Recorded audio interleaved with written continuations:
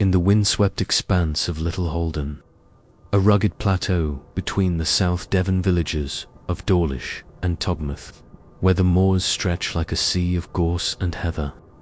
A lonely chapel stands on the right-hand side of the road between Smalacombe Farm and Lidwell Farm.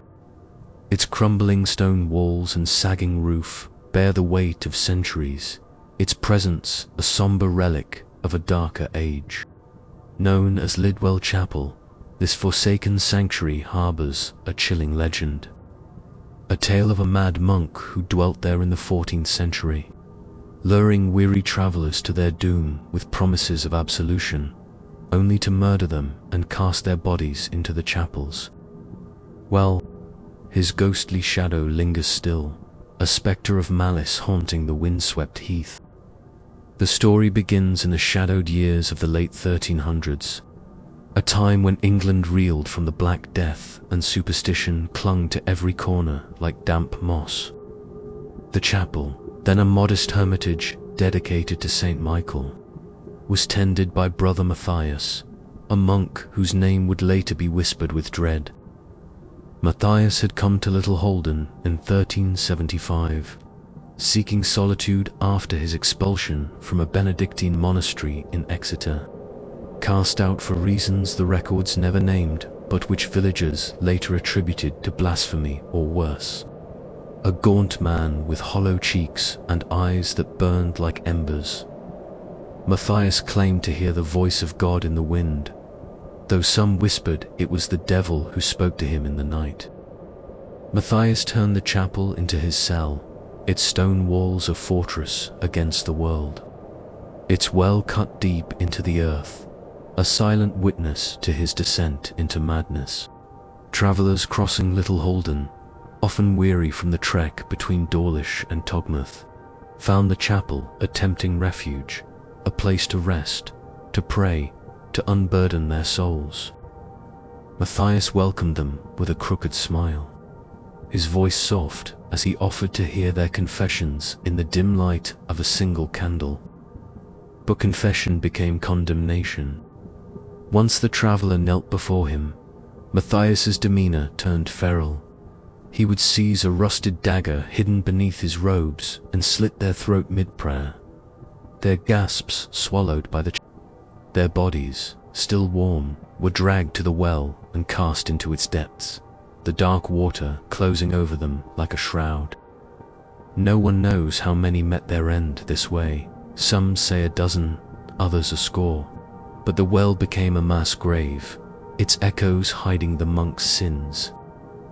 Matthias's reign of terror ended in 1382, when a peddler named Simon Dunsford, wiser than most, grew wary of the monk's fevered gaze and fled mid-confession, A mob of villagers stormed the chapel, finding Matthias chanting in Latin over a fresh body, his hands stained crimson.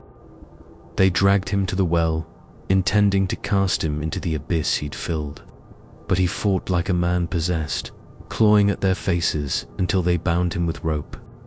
In the scuffle, a lantern tipped, and flames leapt to the chapel's wooden beams, engulfing the structure. Matthias burned within, his screams mingling with the roar of the fire, and the villagers fled as the chapel collapsed, leaving only charred stone and the well's blackened mouth. The fire spared the chapel's shell, but Matthias's spirit, bound by his unshriven sins, did not rest. His madness endured, haunting the ruins as the mad monk of Little Haldon. By the 1700s, Lidwell Chapel was a crumbling relic, avoided by all but the boldest travelers, its well a forbidden pit capped with a crude stone slab to keep the darkness at bay. Whispers of the mad monk grew into legend, his ghost said to linger in the shadows, his gaunt form seen pacing the chapel at twilight, his voice murmuring Latin curses on the wind. In 1745, a shepherd named Roger Prowse, grazing his flock on Little Haldon, claimed he saw Matthias standing by the well at dusk, his robes singed black, his eyes glowing like embers as he beckoned. Roger fled, his sheep scattering, and refused to return to the heath thereafter. In 1823, a poacher named Joanna Stabach, hiding among the gorse near the chapel, heard a voice chanting in Latin, Matthias's voice, she swore, followed by the sound of stones scraping as if the well's cap had shifted, though she found it untouched when she dared to look at dawn. The 20th century brought skeptics to Lidwell Chapel, drawn by its grim history and the promise of ghostly encounters. In 1956, a local historian named Edmund Thurston ventured to the site at midnight, armed with a flashlight and a notebook, hoping to document the mad monk's presence. As the moon dipped behind clouds, he heard the unmistakable sound of Latin chanting, a low guttural murmur that seemed to rise from the well itself. His flashlight flickered, then died, and a shadow loomed before him, a tall figure in tattered robes, its face a mask of charred flesh, its eyes burning holes in the dark. Edmund fled, his notes abandoned, and later wrote that the air had tasted of ash and despair. His account, published in a local journal, drew thrill-seekers to Little Haldon, though most returned with only tales of unease. No one saw the monk as clearly as Edmund had, but the chapel's chill lingered. The villagers of Dawlish, hardened by the sea and the moor, learned to live with the mad monk's legend, warning children to steer clear of Lidwell Chapel after dark. On foggy nights, when the heath lay shrouded in mist, some claimed to hear the faint echo of a dagger scraping stone, or the splash of a body in the well.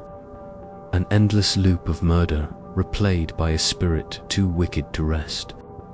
In 1989, a farmer named Philip Kerslake, tending fields near Smalacombe Farm, glimpsed a figure in black pacing the chapel ruins at twilight, vanishing mid-step as he called out, though he found no footprints in the damp earth.